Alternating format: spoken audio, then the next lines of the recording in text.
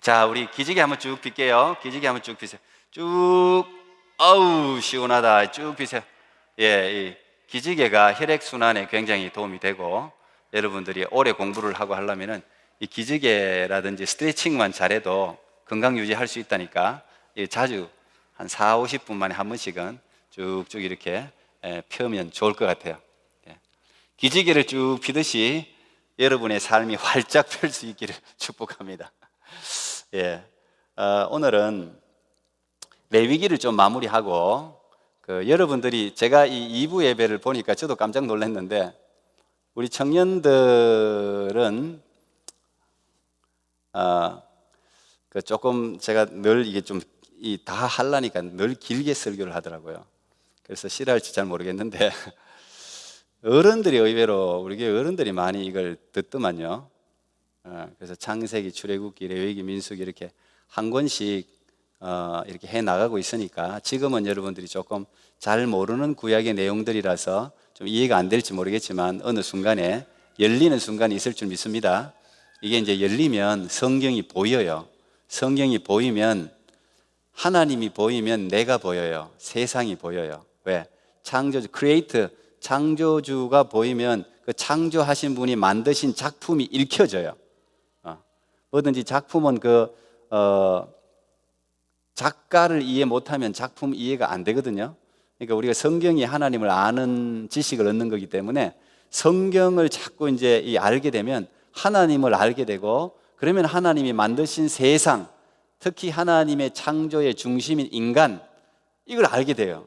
그래서 성경을 보면 지혜로워지는 거예요.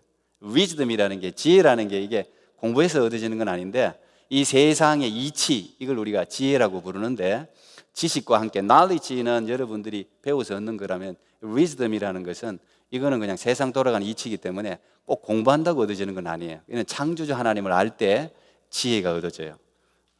여호와를 아는 것이 지혜의 근본이다. 잠언 9장 10절 나와요, 그게. 그래서 여러분들이 한 권씩 한 권씩 알아갈 때 분명히 여러분의 삶에도 지경이 넓어질 수 있을 줄 믿습니다. 제가 사실 자세히 하지는 못해요. 자세히 이게 뭐 1시간을 내가 한다 그래도 한 권을 떼기는 어렵지만은, 그러나 어쨌든 좀 중요하다고 여러분들이 꼭 알아야 되겠다 하는 부분들은 제가 터치를 하면서 가니까 여러분들이 그냥 잘 따라오고 있습니다. 지금도 너무 잘 따라오고 있어서 감사해요.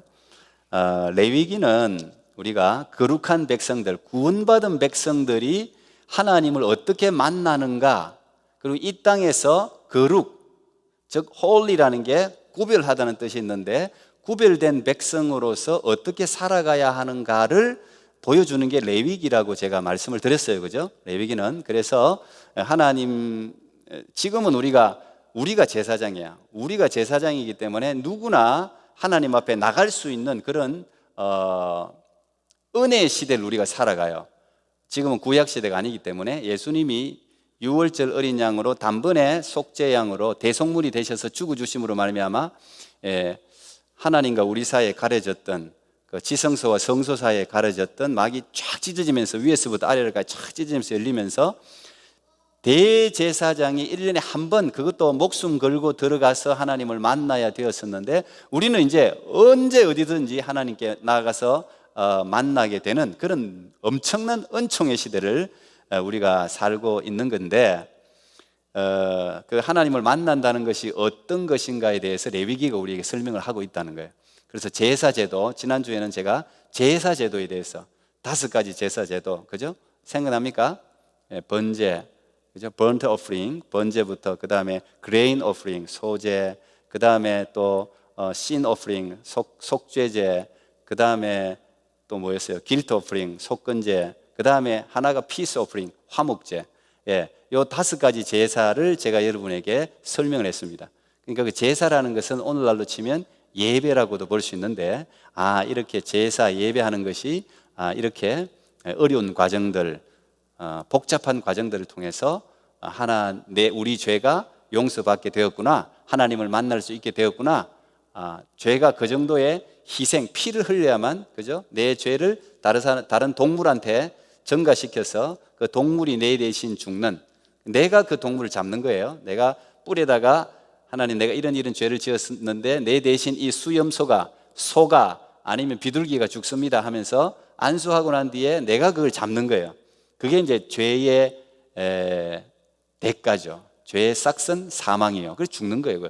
죽어야지 죄가 용서받기 때문에 그걸 한번 해도 해결이 안 되기 때문에 매일같이 반복해야 되는 게 구약의 제사였단 말이에요.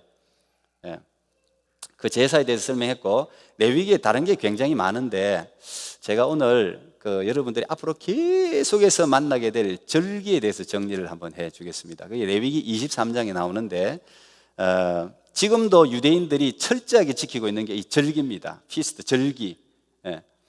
우리로 치면은 우리 교회, 개신교회에서는 절기라는 게 뭐 크게 많이 있지는 않아요. 개신교회 절기는 시작이 올해는 11월 28일인가 대림절, 어드벤트 대림절부터 예수님의 오심을 기다리는 4주를 대림절이라고 그러는데 거기서부터 이제 절기가 시작되거든요. 우리는 대림절, 성탄절, 그 다음에 이제 고난주간, 뭐 부활 이스터, 부활주일, 그 다음에 땡스기빙, 뭐 추수감사주일, 뭐 그 정도 우리가 지금 지키고 있는데 사실은 이 절기가 더 중요해요. 개신교에 사실은 여러분들도 이제 이 머리가 있고 정보가 원체 많아서 알 거야. 지금 우리가 지키고 있는 성탄절이 진짜 예수님이 태어난 날이 아니라는 거 알고 계시죠? 그거 뭐 이야기한다고 해서 비신앙적인 건 아니에요. 실제로 아닌 건 아닌 거니까. 12월 25일이 예수님이 탄생하신 실제적인 날은 아니에요.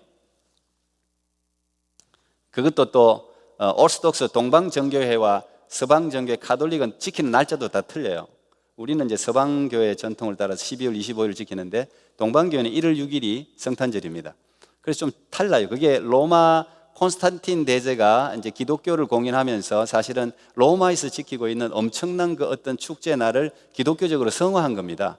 그렇다고 해서 그게 무슨 뭐 비신앙적이고 그렇게 볼 필요는 없습니다. 어쨌든 예수님은 우리를 위해서 태어나셨고 우리를 위해서 죽으셨고 우리를 위해서 부활하셨고 이제 그런 걸 지키는 건 굉장히 중요해요.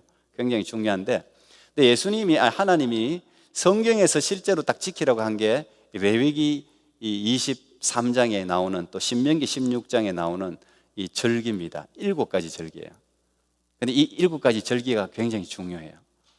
우리가 그걸 꼭 지금 이 시대에 지켜야 될 필요는 없지만 이 절기를 알아야 돼요. 그게 왜 알아야 되느냐? 그게 하나님의 시간표예요. 지금도 그 시간표대로 살아가야 되고 이 구약은 우리가 그림자를 그랬죠? 예수님의 신약의 그림자가 전부 구약이 그림자예요. 그림자는 그림자지 실체가 리얼리티가 아니잖아요. 그죠? 그러니까 이 그림자를 알 때 우리가 실체를 사모하게 되고 실체가 왔을 때 이 그림자는 희미하게 고린도전서 13장에도 그날 지금은 우리가 거울을 보는 것 같이 희미하지만 나중에는 얼굴로 마주보게 된다고 했는데 그래서 구약이 그림자이기 때문에 알아야 된단 말이에요. 그림자가 있다는 것은 실체가 있다는 거니까. 그래서 이 절기를 여러분들이 오늘 제가 정리할 때 이 유대인들이 왜 이렇게 절기를 지키나? 이 절기라는 것은 이제 기본적으로는 안식일, 세베스, 안식일, 쉰다는 이야기예요. 일하고 우리도 주일날 뭐 쉬라 그러잖아요, 그죠? 실제적으로 또 이제 이런 그 사이클이 필요하죠. 한 번은 일주일에 한 번 정도는 쉬어줘야 또 몸도 마음도 또 다 이렇게 차지가 되기 때문에 이렇게 쉬어주는 게 필요한 하나님이 정한 그것도 법칙이에요. 근데 모든 절기는 다 쉬게 돼 있어요. 아무 노동도 하지 마라. 뭐 어떤 절기는 너희 집에 있는 노예들까지 객, 과부 모두 다 쉬어라 뭐 이렇게 할 정도로 하나님이 그 시간에는 하나님께 집중하게 만들었는데 자, 요 7가지 절기가 지금 유대인들이 지키고 있고 특별히 무슬림들은 1년 중에 제일 큰 기간이 뭡니까? 라마단이라는 이 절기를 지키고 있죠. 거의 한 달 가까이 되는. 근데 이 라마단이 어마어마한 파워가 있습니다. 어마어마한 파워가. 우리 교회도 이제 사순절 이런 그 이스터라든지 이런 부활절이 어마어마한 파워가 있습니다. 그래서 하나님이 이 구약의 이 하나님의 이 법이 이 땅을 살아가는 사람들에게 어떻게 해서 계속적으로 기억될 수 있을까에 대한 장치가 절기라고 생각하면 돼요. 우리가 1년에 한 번도 빨리 오죠. 1년에 한 번 내 생일도 빨리 오고 뭐 성탄절도 빨리 오고 뭐든지 좀 빨리 오는 것 같아요. 그죠? 벌써 우리가 2021년이 연말이 지금 이제 곧 이제 마무리하는 시점입니다. 대부분 회사 같은 데는 다 마무리하는 시점이에요. 얼마나 빨리 오는지 몰라요. 그런데 1년에 한 번씩 지키는 이 절기가 신앙적으로 이야기하면 우리의 신앙을 살아 숨쉬게 만들어요. 굉장히 중요해요. 그래서 유대인들이 지금 그 2000년 동안 사실은 그 AD 70년에 예루살렘이 망하고 난 뒤에 독립을 언제 합니까? 1900 몇 년 됐죠? 40 몇 년도인가? 그 독립할 그 근 2000년 동안 유대인들이 온 세계에 흩어져 가지고 살았음에도 불구하고 유대인들의 아이덴티티를 지킬 수 있었던 것은 많은 이유가 있지만 그 중에 하나가 절기였어요. 어디를 가나 이 절기를 지킨단 말이에요. 그 절기를 지킴으로 말미암아 자기들이 하나님의 백성이라는 사실을 항상 기억하는 거예요. 그래서 이 절기 중요해요.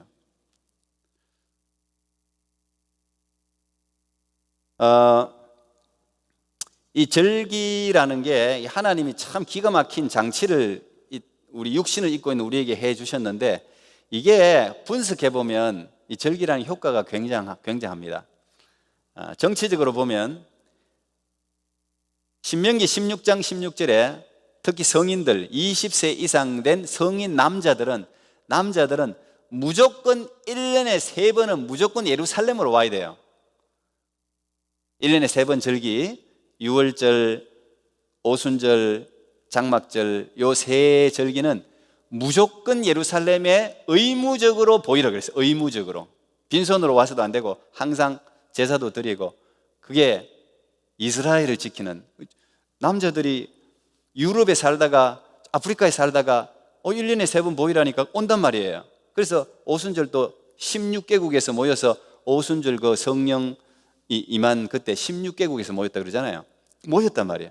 그러니까 이 예루살렘의 예국심을 고취하는 그런 효과가 있어요. 절기가 예루살렘 오게 해서. 하나님이 참 기가 막힌 걸 장치를 심어 놓으셨는데, 두 번째는 이 절기가 우리도 날 잡아놓고 청소하죠. 집 있는 사람도 청소 날 잡아놓고 해야 되나? 청소하는 게 이게 쉬운 일이 아니거든, 집이 큰 사람들은.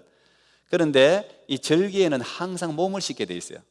위생적으로도 굉장히 몸을 씻게 돼 있고, 그러니까 육신의 몸만 씻는 게 아니라 정신적으로도 마음을 새롭게 하잖아. 어떤 목사님들, 저도 마찬가지입니다만은 교회 올 때 항상 자기는 목욕하고 속옷 다 갈아입고 이제 늘 교회 올 때마다 그렇게 오신다는 목사님이 계시더라고요. 노수지 전사님 그래요? 예. 목욕하고 속옷 다 갈아입고 이제 이런 게 교회 하나님 앞에 나오면서 이제 위생적으로도 실제로 영적으로도 이건 이제 하나님 어쨌든 내가 할 수 있는 정결함을 갖추고 이제 나간다는 거니까, 그죠? 옛날에 우상들한테 비나이다 할 때도 목욕 제기했다 그랬잖아요. 옛날에, 요즘은 이 목욕 시스템이 이게 잘 돼, 샤워 시스템 이런 게 잘 돼 있어서 그렇지만 옛날에는 목욕하니까 어려웠거든요. 특히 겨울에 물을 데워갖고 안 그러면 찬물에 해야 되는데 그래도 다 하고 비나이다 했단 말이야. 그러니까 하나님이 이런 절기를 통해서 사람들이 위생까지 챙겼다. 대단한 거죠. 그 다음에 집안에 누룩 같은 거는 다 없애요. 무교절 같은 건 누룩 없애거든요, 다. 그 다음에 사회적으로는 또 각 지방에서 그날 한번 모여가지고, 우리도 옛날 이민교회가 그렇게 시작됐는데 한국 사람들이 잘 없으니까 교회에 오면 한국 사람들이 만나서 하는 게 뭐예요? 주로 사람들이 큰 교회로 자꾸 가려고 하는 많은 이유 중에 하나가, 요즘은 별로 그렇지 않는데, 정보, 그 다음에 교제, 그런 게 중요했기 때문에 한인교회나 이민교회가 그런 역할들을 했어요. 절기가 그런 역할을 했단 말이에요. 그 다음에 이제 교육입니다. 교육. 이 절기 교육이 어마어마한 파워가 있습니다. 유대인들이 2000년 동안 유대인의 아이덴티티를 그대로 유지한 게 이 절기 교육 덕분이에요. 지금도 유대인들은 그대로 교육하고 있잖아요. 철저하게 교육하잖아요. 그 다음에 신앙적으로는 이 절기를 통해서 하나님이 하신 이 절기마다 이 미닝이 다 있어요. 하나님이 하신 일들을 나누면서 신앙이 고치되는, 구원의 역사를 나누는 이제 그런 엄청난 절기의 효과가 있습니다. 그래서 절기를 지키는 것은 아주 필요해요. 여러분들이 개인적으로, 공동체적으로. 자, 23장에 여러분들이 성경 있으면 레위기 23장을 펼쳐놔도 좋아요. 23장에 보면은, 자, 첫 번째 이제 절기는 주로 스프링, 봄에 있는 절기가 있습니다. 유월절, 무교절, 오순절 같은 경우는 봄에 있는 절기예요. 그 다음에 이제 가을의 절기. 그러니까 이게 다 농경사회였기 때문에 추수, 농작물을 추수하는 것과 절기가 실제로는 농업적으로는 다 관련이 되어 있습니다. 자, 그런데 이 구원의 역사에 있어서 또 절기가 또 영적인 의미도 큽니다. 달력은 칼렌다가 종교 달력이 있고 민간 달력이 있는데, 유대인들이 종교력으로 New Year 시작은 6월절입니다. 여러분 잘 알다시피 거기서부터 출발합니다. 항상 모든 것은 Passover, 6월절. 이 6월절은 1월 니산월, 그리고 이 종교력이 뭐 니산월 뭐 이런 것도 다 이제 그 유대적인 달력 그 용어인데, 어쨌든 1월 15일, 이거 1월 15일이 우리가 지금 하는 태양력 솔라이 카렌다가 아니에요. 이거는 그 유대력입니다. 그래서 1월 14일이면 이제 오늘날로 치면 한 3월이나 4월 돼. 우리가 부활절이 6월절이잖아요. 그죠? 보통은 3월, 내년 부활절은 4월 18일이더라고. 그 정도 3월, 4월, 그게 봄이잖아요. 봄. 봄절기예요. 6월절은 어떤 날입니까? 6월절 여러분 알다시피 이집트에서 종살이 하다가 하나님이 엑스도스 시킬 때 10가지 재앙을 내렸는데, 마지막 재앙이 장자의 죽음. 이미 배웠죠 우리?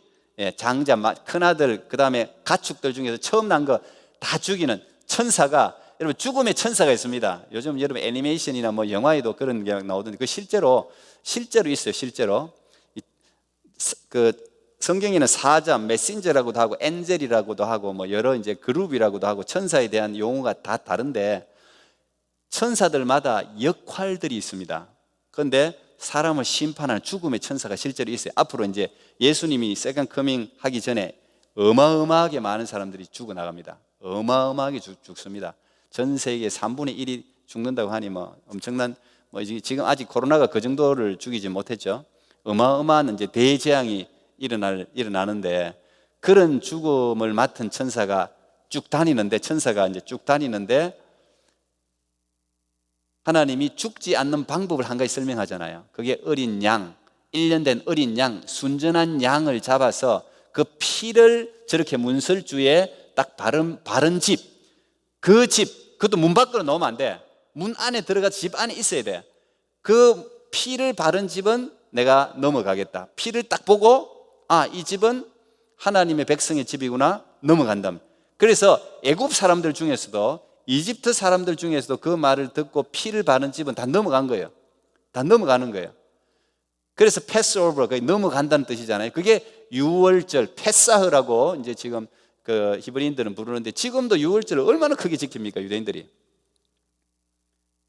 이 6월절은 그들의 우리로 치면은, 한국으로 치면 광복절, 해방된 날이에요. 해방된 날. 1월 14일입니다. 그럼 오늘날로 치면 이 6월절이, 제가 이 그림자라 그랬죠? 그래서 예수님은 6월절 어린 양이잖아요. 오늘날도 마찬가지입니다.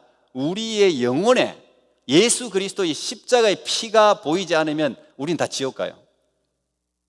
이게 있어야 돼.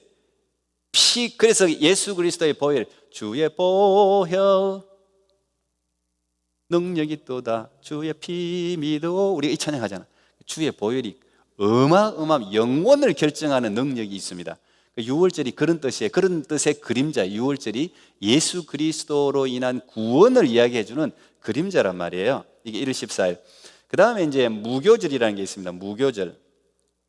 이 무교절은, 무교라는 말이 이제 누룩이 없다는 거예요. 이건 6월절, 무교절, 초실절은 붙어 있어요. 이건 1월 15일부터 일주일간입니다. 1월 15일부터 일주일간. 지금도 이 사람들 일주일 동안 이걸 지키게 돼 있어요. 이건 이제 빵이 맛이 없지, 누룩이 없으니까. 그죠? 빵이 맛이 없는데, 하나님이 이 떡을 먹으라. 너희 조상들이 6월절에 급하게 짐 싸가지고 도망왔잖아. 그러니까 일주일 동안 그 떡을 먹으면서, 그 고난의 떡이라 그래요. 고난의 떡. 그 떡을 먹으면서 출애굽의 그 하나님의 역사를 기억하라. 그래서 이걸 먹는 거예요. 그래서 집안에 그 무교절에는 누룩 같은 거 전부 있으면 안 돼. 싹 다 없애야 돼. 그래서 청소를 하죠. 이스트, 누룩, 이스트 알죠? 누룩. 그래서 이 무교절을 고린도전서 5장 7절에는 이렇게 해석을 했어요. 보세요. 너희는 누룩 없는 자인데 새 덩어리가 되기 위하여 묵은 누룩을 내버리라. 우리의 6월절 양 곧 그리스도께서 희생되셨느니라. 저 안 떠요? 파워포인트 없어요?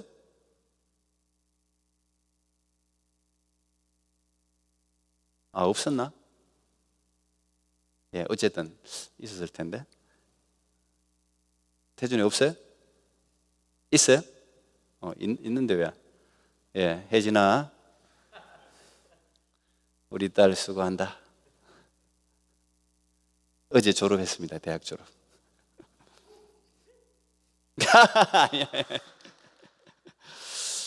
예. 새 덩어리가 되기 위해서 묵은 누룩을 내버리라. 우리의 유월절 양. 우리의 유월절 양. 예수님이 유월절 양이란 말. 그러니까 성경은 몇천 년이 지났는데도 성경은 다 연결되어져 있어요. 갑자기 나온 게 아니에요. 이 레위기에 벌써 유월절, 패스오버 때 벌써 이 어린 양의 예수님이 나중에 십자가에 못 박혀서 유월절 양으로 대속물로 죽는다는 사실을 이미 암시하는 겁니다. 그게 그림자라 그러는 거예요. 그래서 유월절 양 해석을 이렇게 하고 있잖아요. 그리스도께서 우리를 위해서 희생되었다. 그 다음에 이제 초실절입니다. 초실절. First fruit, 첫 번째 열매. 첫 번째 열매는 봄에 그들이 열매는 보리예요. 보리. 보리를 거두어서 보리를 흔들어서 하나님 앞에 이제 제사하는, 이게 이제 첫 번째 열매. 그래서 보통 이제 옛날 신앙생활 하시던 분들은 다 농사 짓고 처음 나온 거, 제일 예쁜 거, 저희 모친도 우리 집 부모님도 농사를 지었거든요. 그래서 항상 농작물 처음 나온 거는 교회에 갖다 내든지 목사님께 드리든지 늘 이렇게 하는 걸 저도 봤는데, 그 처음 거 이 하나님께 흔들어서 첫 열매를 주신 하나님께 이제 감사하는데, 이 첫 이삭은 제사장한테 원래 갖다 주거든요. 이게 1월 16일입니다. 그러니까 여러분 생각해 보세요. 1월 14일이 유월절이에요. 그죠? 1월 14일 유월절에 예수님이 십자가에 못 박힙니다. 그리고 언제 부활합니까? 3일 후 14, 15, 16 이게 초실절이에요. 이게 초실절이 그러니까 뭘 의미하느냐? 부활의 첫 열매. 예수님이 부활의 첫 열매라고 고린도전서에 나와 있잖아요.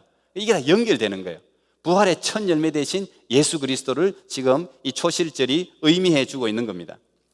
그 다음에 이제 네 번째 절기가 맥추절, 칠칠절, 오순절 여러 가지로 부릅니다.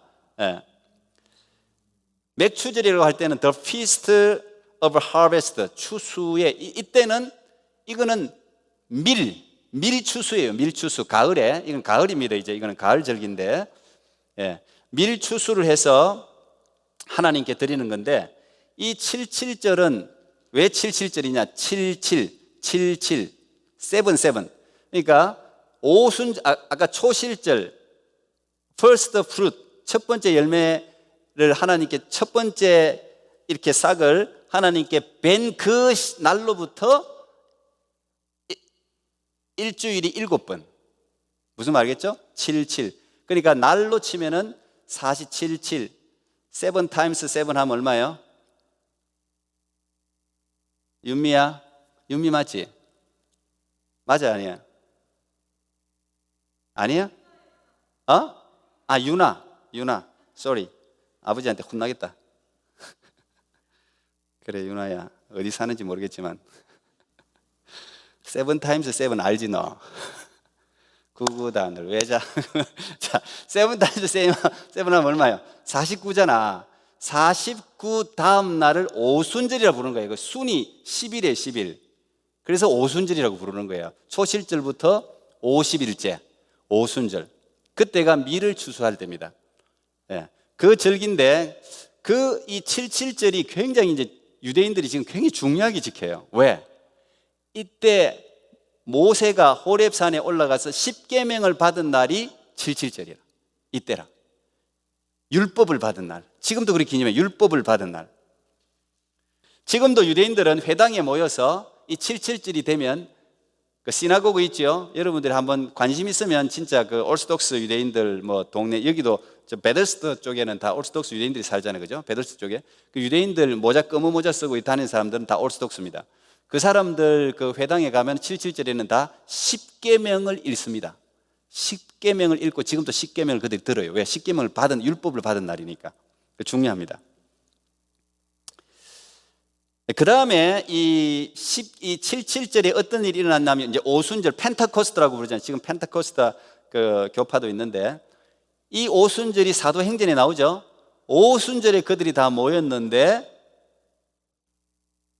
그 초실절 이후에 이들이 계속해서 오랫동안 기도를 했단 말이야. 기도를 하는데 하나님이 약속하신 성령을 기다리라 그래서 기다리는데 지금 비둘기 같은 비둘기 해놨는데 비둘기 같은 성령이 거기 앉아있는 마가 다락방에 한 120명 정도가 앉아있는데 거기에 불이 임했단 말이에요. 그냥 머리에 뭐 불꽃 같은 게 임하면서 성령이 임하면서 교회가 시작돼요. 그래서 이 7.7절 오순절은 어떤 날이냐? 10계명 율법을 받음으로 유대인 공동체가 시작된 날이면서 또 성령이 임함으로 기독교, 개신교, 기독교 공동체가 세워진 날이 7.7절이라. 그러니까 7.7절 오순절이 굉장히 이제 교회도 시작되고 유대인들도 시작되고 이런 이제 중요한 날이라는 거예요. 그래서 7.7절 오순절에는 성중에 있는 개, 과부, 나그네 전부 다 즐거워해라. 이제 이런 명령이 성경에 기록되어져 있습니다. 그 다음에 절기가 이제 가을에 있는 절기인데 이게 나팔절입니다. 나팔절. 제가 이 나팔절 하면서 우리 선진이 보거든. 너 트럼펫을 부는 것을 영광으로 생각해라 이러는데 영광. 트럼펫. 이 나팔절은 물론 이제 지금의 트럼펫은 아니죠. 양각, 양의 뿔로 만든 나팔이에요. 지금도 유대인들이 이제 랍비들이 이걸 붑니다.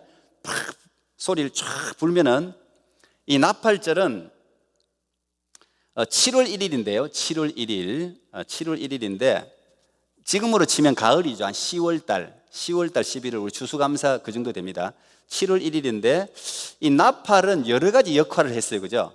나팔은 하나님이 참 희한하게 유대인들이 광야에서 이동할 때 하나님이 나팔이라는 거 이걸 통해서 야 나팔을 길게 불면 전체 모여라는 뜻이고 나팔을 짧게 짱짱짱 불면 전쟁이 일어났으니까 전부 다 준비하라는 뜻이고 뭐 이런 신호를 정했어요. 이 나팔로 소리로 참 기가 막히게 한 200만 명이 있으니까 요즘같이 뭐 셀폰 할 수도 없고 TV 매스컴이 있는 것도 아니고 나팔 소리에 귀를 기울여야 돼. 그러니까 사람들이 나팔 소리가 딱 나면 이게 길게 부는지 짧게 부는지를 딱 해. 그게 신호야. 그게 사인이기 때문에 움직이기 때문에 나팔 소리에 귀를 기울이게 돼 있어요.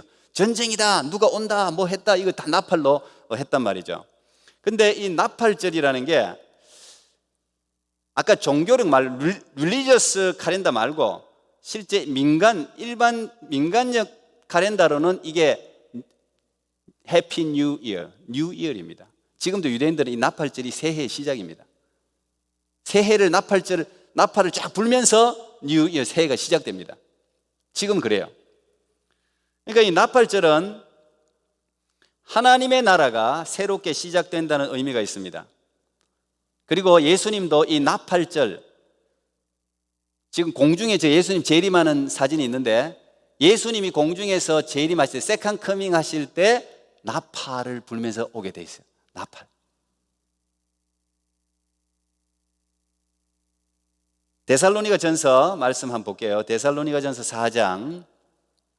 이 데살로니가는 이제 재림에 관한 서신인데 여러분들이 재림에 관해서 알고 싶거든. 데살로니가 전후서를 보면 돼요. 그게 일찍 기록된 서신인데 그때 예수님이 올라가시면서 내가 다시 올게, 내가 다시 세컨 커밍 할게, 이런 약속을 사람들은 금방 온다고 생각하고 아 예수님은 이제 금방 오시는데 내가 일할 필요 있어? 내가 직장 생활할 필요 있어? 내가 공부할 필요 있어? 이러면서 그냥 자기 마음대로 생활, 요즘 종말론자처럼 그게 그때도 있었어요.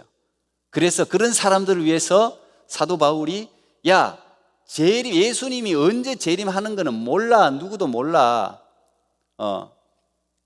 일하기 싫으면 먹지도 마. 이런 이야기를 거기서 해놓고 있어요. 그래서 기독교인들의 이 세상을 살아가는 삶의 자세, 철학은 뭐예요? 내일 지구의 종말이 오더라도 뭐 오늘 사과나무 한 그릇, 물론 이제 그거 기독교인이 말한 건 아닌데 그런 심정으로 베스트로 매일매일 살아가야 하는 것이 그게 기독교인들의 이 세상을 살아가는 삶의 자세예요. 예수님 언제 오는 거 이런 거 신경 쓰지 말고 지금 네가 하고 있는 일에 최선을 다해라. 이제 그런 이야기가 데살로니가 전서에 있는데, 이 공중 재림에 대해서 이렇게 이야기해놨어요. 주께서 호령과 천사장의 소리와 하나님의 나팔 소리로 친히 하늘로부터 강림하시리니 그리스도 안에서 죽은 자들이 먼저 일어나고 그 후에 우리 살아남은 자들도 그들과 함께 구름 속으로 끌어올려 공중에서 주를 영접하게 하시리니 그리하여 우리가 항상 주와 함께 있으리라. 그러니까 앞으로 이렇게 온다는 거야. 호령과 천사장의 소리와 하나님의 나팔 소리로 하늘로부터 임한다는 거야. 그런데 여기서 일어나는 순서가 나와요. 어떤 사람이 제일 먼저 일어난다고요? 일찍부터 죽은 사람. 예수님이 재림하기 전에 다 죽은 사람, 일찍 죽은 사람. 그래서 성경에 보면 재미있어 그런 게 자세히 묘사되어 있습니다. 어떤 사람은 바다에 빠져 죽은 사람이 있지, 어떤 사람은 에베레스트 올라가다가 지금도 시체를 못 찾는 시체가 어마어마하게 많아요. 시체가 어딘지를 몰라. 그리고 뭐 땅에 묻혀 죽은 사람들이 있지, 지진에 죽은 사람들도 있죠. 뭐 죽은 이유들이 어디서 죽었는지 몰라. 그런데 예수님이 재림하는 순간에 그런 모든 사람들이 시체를 다 내놓게 돼 있어요. 바다에서, 땅에서, 산에서 이런 죽은 자들이 먼저 일어납니다. 아무 신경 쓸 필요 없어요. 그래 육신과 영혼이 결합하게 돼 있어요. 새로운 몸으로, 지금 몸 말고 새로운 몸을 입게 돼 있어요. 이게 부활입니다. 부활. 예. 그 순서를 죽은 자들이 먼저 일어나고 그 다음에 살아있는 우리가 이제 한다고, 이렇게 순서까지도 이 데살로니가전서에 이야기하고, 이게 나팔절입니다. 나팔절의 의미예요. 이게 공중재림. 그 다음에 여섯 번째가 이제 대속죄일입니다. 이것도 지금 다 연결되어 있어요. 7월 1일이 나팔절이고 7월 10일이 대속죄일입니다. 제가 이거 이미 이야기했는데, 예, Day of Atonement, 욤 키푸르라고 이렇게 유대인들이 부르는데요. 이 대속죄일은 제가 이미 이야기했죠, 여러분에게. 이 대속죄일은 백성들이 내가 모르게 지은 죄가 있잖아요. 내 생각으로도 지은 죄, 내가 모르지만 어딘가 죄를 지어서 찝찝해. 이거는 내가 아는 죄는 이렇게 내가 짐승한테 이렇게 전가해서 짐승을 죽이면서 내가 해결을 했는데, 내가 생각 안 나는 죄는 모르잖아요. 그러니까 그런 죄를 전부 다 해결받을 수 있는 하루의 날을 하나님이 정해 주셨단 말이에요. 그게 대속죄일이에요. 그래서 전날에는 백성들 전체를 위해서 제사를 하고 백성들의 모든 죄를, 모르게 지은 생각 안 나는 죄를 다 한꺼번에 해결하는 날인데, 저 대속죄일에는 자기 스스로 몸을 괴롭게 해야 돼. 가령 뭐 금식한다거나 뭐 이런 일을 해야 돼. 죄에 대한 반응이죠. 그리고 염소 두 마리를 데리고 와서, 하나는 하나님을 위해서 잡고, 하나는 지금 제사장이 끌고 가죠. 저거는 이제 아사셀이라고 해서 광야로 보냅니다. 죄가 떠나갔다는 거야. 그래서 그 광야로 보내서 이 수점소, 너 혼자 광야로 가라 그래. 자기가 알아서 가야 돼. 광야로. 수점소가 막 갑니다. 근데 물론 이제 그 이야기가 좀 다르긴 한데, 제사장이 가서 이 수점소가 절벽으로 가면 절벽을 밀어뜨린다 그래요. 완전히 우리 죄가 우리로부터 멀어진다, 떠나가게 한다, 그런 의미가 있어요. 대속죄일이. 그래서 숫염소 두 마리를 제물로 바치는 날입니다. 이 대속죄, 이게 어떤 의미가 있느냐, 오늘날 이거는 대심판의 날입니다. 반드시 하나님이 심판한다는 것을 우리에게 이야기해 주고 있어요. 그 다음에 마지막이 초막절, 장막절인데, Feast of Tabernacles, 수콧이라고 해서, 이 장막절은 7월 15일부터 일주일간, 이것도 같은 날이죠, 그죠?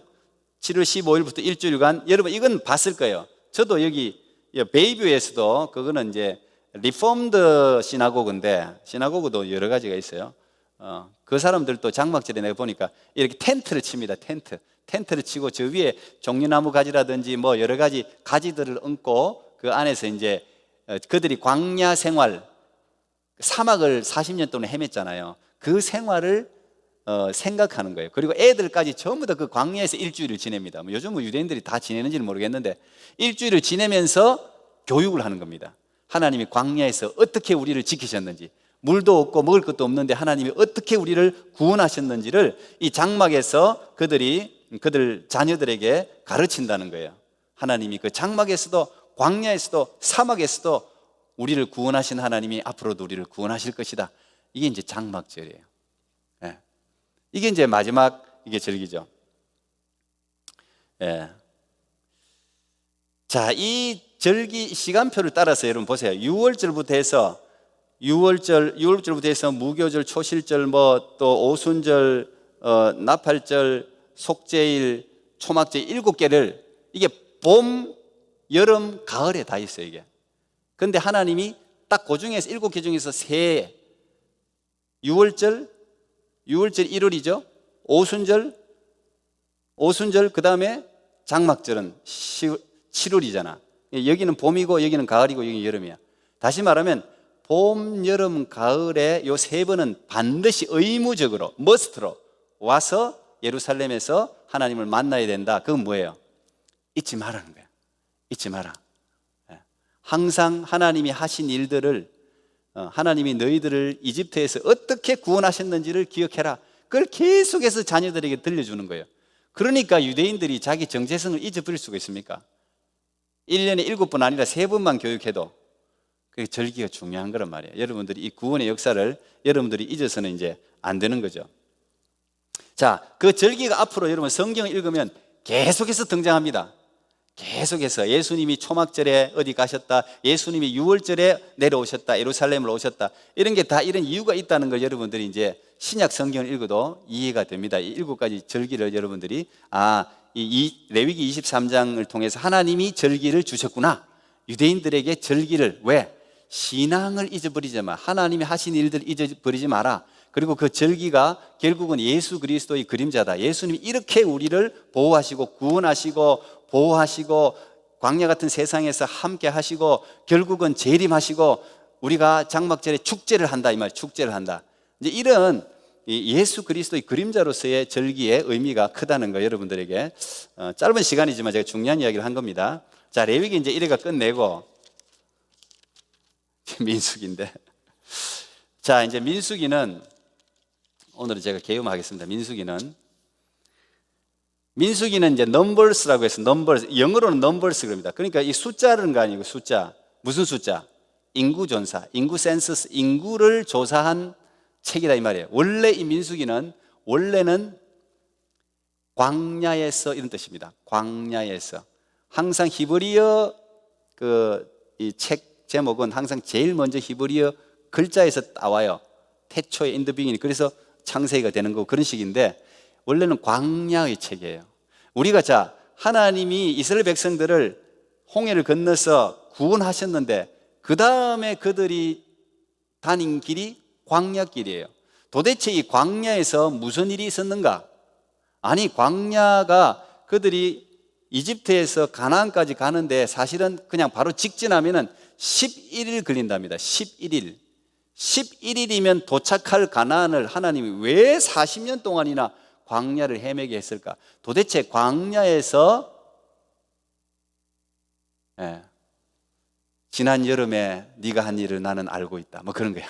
광야에서 무슨 일이 있었는지 나는 알고 있다. 이걸 기록했단 말이에요. 굉장히 중요한 의미가 있어요. 왜? 우리도 마찬가지입니다. 여러분들은 지금 잘 모르겠는데 우리가 born again 한단 말이죠. 거듭난단 말이야. 그럼 신앙생활이 그때부터 시작되는데, 사실 여러분들이 정말 거듭나기를 축복합니다. 교회 나오는 것도 중요하지만 예수님을 인격적으로 만나버려야 돼요. 그러면 어마어마한 변화가 일어납니다. 엄청난 역사가 일어나는데, 그때는 진짜 예수님을 팍 뜨겁게 만났을 때는 온 세상 뭘 줘도 예수님과 바꾸지. 주 예수보다 더 귀한 것은 없네. 이 세상 무엇과 바꿀 수 없네. 그 찬양이 진짜 고백으로 나오는데, 근데 이제 그렇지 않을 때는 이 세상 뭐를 빼고는 뭐 다 하고는 못 받고 뭐 이런 식으로 됩니다. 신앙생활 하다 보면. 그런데 왜 그렇게 되느냐? 본어게인 해서 너무 기쁘고 좋고 새로운 하나님의 세상을 알아버렸잖아요. 뭐 나 같은 경우에 가령 지금 내가 이거 사실 이제 이거 삼성 태블릿인데 이게 어마어마하게 전에 몇 년 전에 받은 건데 한 번도 안 쓰고 있다가 우리 집에 돌아다니는 거 이제 내가 써야 되겠다 생각하고 지금 페이퍼가 너무 들어 종이를 아낀다는 심정으로 이제 사실 좀 불편한데 지금 잘 아직까지 익숙하지는 않는데 쓰고 있는데 이걸 쓰면서 내가 이 사용법을 알고 여기에 대해서 사실 이 안에 이제 요즘 이걸로 다 하잖아요. 요즘 강의 교수님들 이거 하나 갖고 다니대. 이거 빔 프로젝트하고 뭐 다 연결하니까 뭐 이걸로 다 하대. 그래서 내가 빨리 배워야 되는데 이거 연결하니까 뭐 다 되더만. 이걸 여기서 컨트롤이 다 되더만. 할 줄 알지? 날 가르쳐줘. 만약 이런 걸 여러분 배우면 새로운 세상이 열려버리잖아요. 내 지경이 넓어지잖아요. 여러분들이 강의 언어도 영어를 퍼펙트하게 그렇게 잘하면은 지경이 넓어져 버리는 거잖아요. 이게 만나는 사람이 다 넓어지잖아요. 새로운 세상을 만나는 거라고. 그러면 땅에 속한 사람이 하늘을 만나 버린단 말이에요. 이게 본어게인 한다는 게 새로운 세상을 만나 버리는 거거든요. 이거 어마어마하게 넓어져 버리거든. 그러니 너무 좋죠. 그런데 그러면은 뭔가 이제는 완전히 파라다이스가 내 삶에 펼쳐진 거, 이제부터는 야 이제 고생 끝 행복 시작 이렇게 생각하고 이제 교회 막 기쁜 마음으로 탁 나왔는데 어느 인간이 내 마음을 딱 건드리네. 내가 딱 나하고 정말 안 맞는 인간을 딱 만나. 교회 안에도 그런 사람들이 없으면 좋겠는데 있을 수 있잖아요. 그래갖고 맨날 나하고 부딪히고 뭐라 그러고 내 신발부터 시작해갖고 다 지적하고 밥맛 없어 재수 없어 이래 될 수 있어. 그러면 이제 교회 오는 것도 교회 안 가고 싶고, 실제로 여러분의 삶에 달라진 것도 없고, 갑자기 공부를 잘해갖고 전부 A를 받는 것도 아니고, 갑자기 멋진 보이프렌드 걸프렌드가 생기는 것도 아니고, 갑자기 돈을 잘 버는 것도 아니고, 성진하는 것도 아니고, 여전히 광야단 말이야. 여전히 광야 같은 세상에서 우리가 살아간단 말이에요. 현실은 그렇다고. 이스라엘 백성들도 똑같았어요. 거기에 보니까 3일 가더라고. 3일 홍해를 여러분 건넜습니다. 바다가 길을 냈습니다. 이런 거 어디서 경험합니까? 이런 걸 경험한 백성들이 너무 좋아가지고 홍해 건너갖고 자기 바로 군사들 이집트의 바로부터 해가고 다 그 바다에 빠져 죽는 걸, 원수들이 빠져 죽는 걸 보면서 우리를 그렇게 괴롭혔는데 춤을 췄잖아요. 모든 여자들이 속옷치며 춤추며 찬양했단 말이야. 그런데 그때부터 광야로 들어갔는데 3일이 지나니까 불평이 쏟아지지. 근데 그건 당연한 거예요, 여보. 3일 물이 없는데, 먹을 게 없는데, 처음에는 하나님이 그래도 살아계시잖아. 우리가 홍해 갈라지는 걸 봤잖아. 그때 10가지 재앙을 우리가 봤잖아. 그래, 하나님은 살아계셔. 이런 걸로 3일 버티더라고. 그 다음에 불평해. 그 불평의 연속이 광야 생활이에요. 그렇게 40년 살아가는 거예요. 광야가 그런 곳이에요. 그래서 슬픈 역사를 담고 있는 광야 생활. 우리도 하나님이 광야에서 어떻게 보면 부끄러운 거잖아요. 그런데 이거를 가감없이 하나님이 하나도 제거하지 않고 그대로 다 기록하고 있단 말이야. 이 민수기에 하나님을 향해서 어떤 원망을 했고 어떤 불평을 했고, 그 백성들이 말이야, 모세를 처음에는 모세가 히어로 영웅이야. 모세가 우리를 출애굽 노예에서 해방시켰다. 모세의 지팡이 앞으로 하니까 바닷길도 갈라지고 막 물도 나고 어마어마한 역사가 일어나니까 막 모세를 영웅으로 생각했다가 목이 마르고 먹을 게 없고 하니까 어떻게 했습니까? 모세를 죽이려고 했잖아. 모세를 여러 번 죽이려고 했습니다. 모세한테 원망하고. 그래가지고 민수기 16장에 보면 모세하고 같은 레위인들, 야, 너 뭔데? 나도 제사장이고 너도 제사장이. 네가 맨날 왜 대장 노릇하냐? 네가 왜 대장이냐? 그러니까 대들었잖아요. 그 르우벤 지파하고, 르우벤은 또 장자 지파잖아. 장남이잖아. 내가 형인데 너 레위는 셋째잖아. 너 지금까지는 내가 봐줬는데 하나님이 특별히 네만 사랑한다는 증거가 있냐? 나도 내가 지도자 할 수 있다. 이래가지고 당을 지어가지고 모세를 원망하잖아. 모세를 대적했단 말이야. 한 250명이. 그러니까 모세가 너무 억울하지. 자기는 죽을 고생해갖고 말이야. 자기 하고 싶어 한 것도 아니고 하나님 시켜서 했는데 그 사람들이 그렇게 이야기하니까 모세가 기도합니다. 이 무서운 기도. 하나님, 어떻게 하면 좋습니까? 저들이 이렇게 하는데 어떻게 하면 좋습니까? 그러니까 하나님이 데리고 나와라. 250명 쫙 쓰라. 그 모세가 무서운 기도를 합니다. 하나님이 이제 이들을 죽이려고 작정을 합니다. 이 모세를 대적하는 것은 곧 하나님을 대적하는 거하고 똑같고, 모세를 대적해서 이게 분열이 일어나서는 이스라엘 백성들이 가나안에 들어갈 수가 없어요. 그래서 모세가 하나님, 일반적인 죽음으로 죽기를 원치 않습니다. 모세 무서워 이게. 일반적인 죽음으로 죽으면 저들이 모릅니다. 상상할 수 없는 죽음을, 인간이 생각할 수 없는 죽음으로 죽어야 하나님이 하나님이라는 사실을 압니다. 기도를 그렇게 했어요. 그러니까 그 250명이 어떻게 죽었습니까? 민수기 16장 보면 지진이 일어나 버립니다. 지진이. 갑자기 땅이 갈라져가지고 250명이 다 죽습니다. 근데 다 죽고 나니까 또 백성들이 열받아가지고, 야, 모세 너 때문에 우리 아버지가 죽어서, 우리 삼촌이 죽어서, 너 때문에 지금 같이 고생하던 동료가 죽어서 말이 되잖아요. 말이 되지 않습니까? 네가 뭔데 우리 동료까지 다 죽이냐고. 그 250명이 죽는 걸 보면서 불평을 또 합니다. 모세한테. 그러니까 모세가 백성들이 불평하니까 하나님 어떡합니까? 그러니까 하나님이 뭘 보냅니까?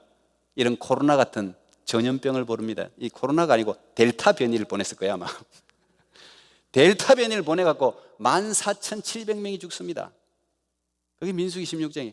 그래서 이 전염병은 여러분 코로나고 뭐 이게 그냥 일반적인 질병이라고도 생각할 수 있지만 성경에 보면 항상 전염병은 하나님이 징벌할 때, 심판할 때 사용하는 도구가 전염병이었어요. 연병으로 엄청나게 많이 죽습니다. 성경에 보면.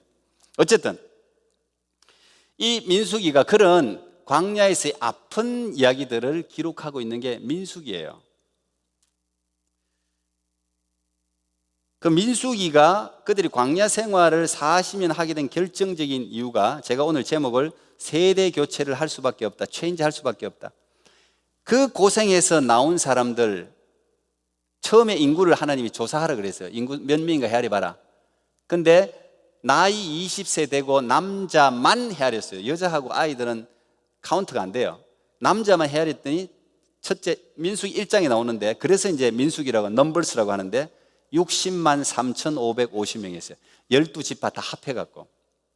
근데 이제 거기서도 지파별로 숫자가 굉장히 중요한데 뭐 그것까지 설명할 길은 없고, 어쨌든 인구조사를 한 이유는 군대를 조직하기 위해서, 싸움에 나갈 사람을 계수하기 위해서 60만 3,550명을 헤아렸어요.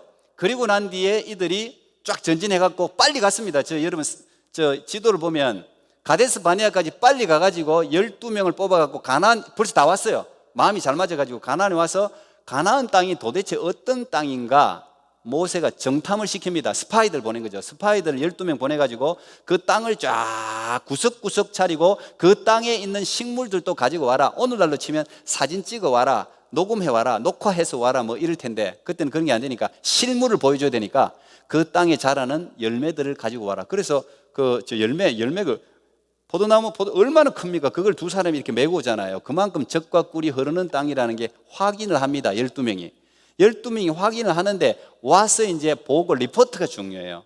보는 게 중요한 게 아니고 이걸 어떻게 해석하느냐가 굉장히 중요해요. 믿음의 사람과 불신의 사람은 바로 그 차이예요. 근데 12명이 왔는데 여호수아와 갈렙 두 사람 빼고는 10명이 전부 다 이제 죽었다. 이건 젖과 꿀이 흐르는 생명의 땅이 아니라 죽음의 땅이다. 우리를 삼키는 땅이다. 거기 들어가면 아낙 자손을 봤다.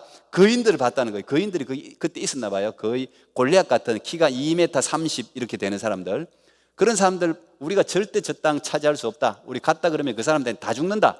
이런 보고를 했단 말이에요. 그게 오늘 여러분 읽은 본문입니다. 민수기 14장에 나오는 본문이에요. 그런 보고를 하고 여호수아와 갈렙은 두 손 들면서 아니다. 하나님이 우리를 이 땅에 보냈다. 이 젖과 꿀, 하나님이 우리를 인도하신 젖과 꿀이 흐르는 위대한 생명의 땅이다. 여호수아와 갈렙은 막 그렇게 이야기했는데 여호수아와 갈렙 이야기를 안 들어요. 백성들이 안 듣고 오히려 죽이려고 그래요. 그러면서 그들이 땅에 대성통곡을 하면서 우리 자녀들 어떻게 살라고 하면서 하나님이 왜 우리를 여기까지 와서 죽게 만드냐 하면서 막 밤새도록 울면서 원망합니다. 그런데 하나님이 그 소리를 듣습니다. 들었다 그러네. 그 소리를 듣고 참 기가 막히게 하나님이 너희들이 40일 동안 돌아다니면서 정탐했는데 40일 하루를 1년으로 계산해서 40년 동안 너희들이 광야에서 너희들 아무도 못 들어가. 여호수아 갈렙 빼고 60만 3,550명이었습니다. 60만 3,550명 중에서 여호수아 갈렙 빼고는 다 죽었습니다. 38년 동안. 그게 1년 1개월 때 도착했거든요. 38년 동안 하나님 광야에 돌려버렸습니다. 그게 민수기 이야기예요. 하루에 몇 명이 죽었느냐? 그러니까 어떤 신학자는 이런 이야기했습니다. 민수기는 장례 행렬의 연속이다. 맨날 장례식 하는 거야. 하루에 100명 이상이 죽습니다. 하루에 100명씩 장례식 치르면서 38년 동안 하면 60만 3,500명이 다 죽어요. 하나님이 그 사람들이 다 죽을 때까지 돌린 거야. 다 죽을 때까지. 그래서 1세대는 여호수아 갈렙 외에는 아무도 가나안에 못 들어갑니다. 오히려 그들이 우리 애들 어떻게 살라고 하는데 그렇게 통곡하던 너희 자녀들은 내가 드리겠다. 그러면서 거기서 광야에서 자란 세대 있잖아요. 광야에서 태어나서 자란 애들. 그래서 20세 된 애들. 그게 민수기 26장에 두 번째 인구조사를 한 게 그게 두 번째인데 그때는 60만 1,730명, 1,820명이 줄었어요. 그렇지만 그 앞에 또 전염병이 돌거든요. 그래갖고 2만 4천 명이 죽거든요. 미디안 암몬 여자하고 또 음행을 해가지고 이방 여자하고 같이 섞지 말라 그랬는데 섞어갖고 다 죽어요. 24,000명이 죽었는데도 60만 1,730명이 남아요. 그것도 이제 싸울 사람들은 이제 조사한 건데, 그 사람들은 뭐예요? 이 세컨 제너레이션이에요. 광야에서 태어난 애들, 광야에서 자란 애들, 20세 이상. 네. 그 선두가 여호수아잖아요. 그래서 여호수아가 진두에 서고 들어가지 않습니까? 그리고 그 아이들에게, 그 아이들은 홍해 갈라진 거 이런 거 못 봤잖아요. 그러니까 그 역사를 가르치는 게 다음 주에 여러분들과 함께 나눌 신명기입니다. 모세가 그 아이들, 그 손주 같은 아이들을 다 모아놓고 죽기 전에 모압 광야에서 우리가 어떤 일들이 있었다는 것을 너희들이 꼭 기억해라. 그래서 너희들은 죽지 마라. 너희 아버지는 그렇게 하나님을 원망하고 불신해가 다 죽었다. 너희들은 죽지 마라. 그 이야기가 신명기예요. 오늘 여기까지 해야 되겠네. 제가 어마어마하게 많이 남았는데 여러분의 눈빛을 보니까 목사님 빨리 끝내주세요 하는 그런 눈빛이 있기 때문에 자, 이 광야 민수기가 그런 이야기입니다. 민수기가 그런 이야기라는 걸 아시고 여러분들이 민수기도 읽어보면 너무 재밌습니다. 그리고 오늘 우리의 삶과 너무도 흡사해요. 광야에서 어떻게 살아야 하는지를 여러분들이 민수기를 통해서 확인할 수가 있습니다. 기도하겠습니다. 하나님 감사합니다. 오늘 민수기와 레위기 절기에 대해서 우리 청년들과 함께 나누었습니다. 아버지 하나님, 이 구약 말씀을 나누는데 이 가운데 하나님, 우리가 하나님의 진리를 발견하게 해주시고, 아버지 우리가 원망해서 가나안에 입성하지 못하고 다 죽어나간 그런 1세대가 되지 않고 여호수아 갈렙같이 믿음으로 하나님의 말씀을 받아들이고 순종함으로 말미암아 복받는 귀한 청년들, 귀한 백성들 되게 하여 주옵소서. 예수님 이름으로 기도하옵나이다. 아멘.